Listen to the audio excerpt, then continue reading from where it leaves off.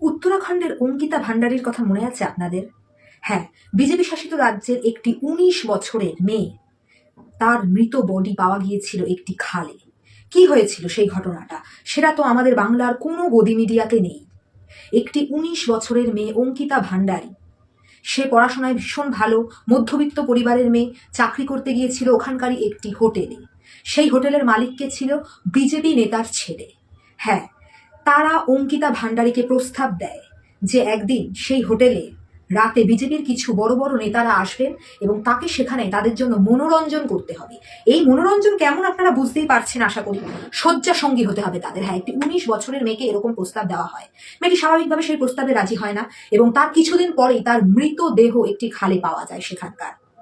এবং ঘটনাক্রমে এখন সেই ঘটনাটি আবার উঠে এসছে। কেন না, সেখানকার একজন বিজেপি নেতা সুরেশ রাঠোরের স্ত্রী উর্মিলা সানোয়া তাদের পারিবারিক ঝামেলায়, দ্বন্দ্বের কারণে এই ঘটনাটাকে আবার এক্সপোজ করে ফেলেছে। তিনি বলেছেন যে তিনি জানেন গাট্টু নামের একজন নেতা ছিল সেই রাতে অঙ্কিতা ভান্ডারীকে, যার শয্যাসঙ্গী হওয়ার প্রস্তাব দেওয়া হয়েছিল। কে এই গাট্টু?